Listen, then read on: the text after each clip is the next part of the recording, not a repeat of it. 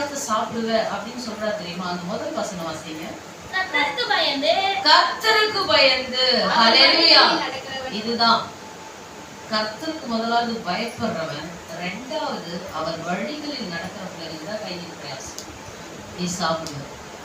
நீ முதலாவது தெய்வத்துக்கு பயப்படுற ஒரு ஆளா இருந்தனா, அவர் வழியில நீ நடக்கிற ஒரு ஆளா இருந்தனா, நீ தான் கையின் பிரயாசத்தை வீணா கர்த்தர் ஆக விடவே மாட்டார். யோபு அவர் சொல்றாரு, அவர் கையின் கிளியை கர்த்தர் ஆசீர்வதிச்சு வச்சிருந்தாரா? அதை யோபு சொன்னாரா இல்ல தேவன் சொன்னாரா? யார் சொல்றாரு பார்க்கலாமா? யோபு எழுதினதுக்கு 1ஆம் அதிகாரத்திற்கு யோபோட கையின் பிரயாசத்தை ஆசீர்வதித்தார்னு யார் சொல்றாங்க? வாசிங்க. 1:10 வாசிங்க. நீர் அவனையும் அவன் வீட்டையும் அவனுக்கு உண்டான எல்லாவற்றையும் சுற்றி வேலி எடுக்கவில்லையோ? அவன் கையின் கிரியை நீர் ஆசீர்வதித்து அவனுடைய சம்பத்து தேசத்தில் பெருகிற்று. ஹல்லேலூயா. யார் சொல்றது? மேல. அதற்கு சாத்தான் கர்த்தருக்கு பிரதியுத்தரமாக, விருதாவா கர்த்தருக்கு பயந்து நடக்கிறான். யோபு கர்த்தருக்கு பயந்து நடக்கிற ஒரு மனிதன்.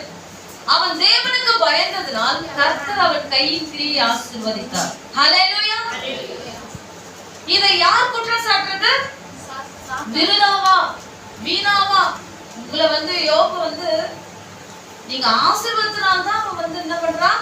உங்களை என்ன பண்றான்? எப்போது துதித்து கொண்டிருக்கிறான் அப்படின்னு சொல்லிட்டு அதிகாரமே எழுந்து பலி செலுத்துறான். ஒருவேளை அவனுக்கு கொடுத்த ஆசீர்வாதத்தை நீங்க எடுத்துட்டு பாருங்க. அப்போ அவன் உங்களை ஒருவேளை ஆராதிச்சா அவன் உண்மையான ஒரு ஆராதனை வீரன்றதை நான் ஒத்துக்கிறேன். யார் சொல்றது?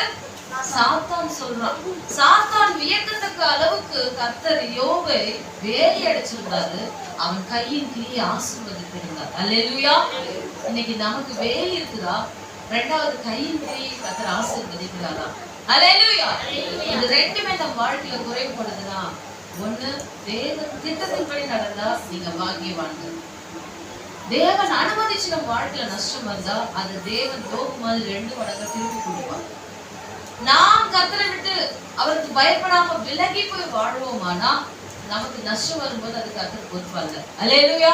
எத்தனை பேர் புரியுது? சங்கீதம் 128 தான் பார்த்தோம். கர்த்தர்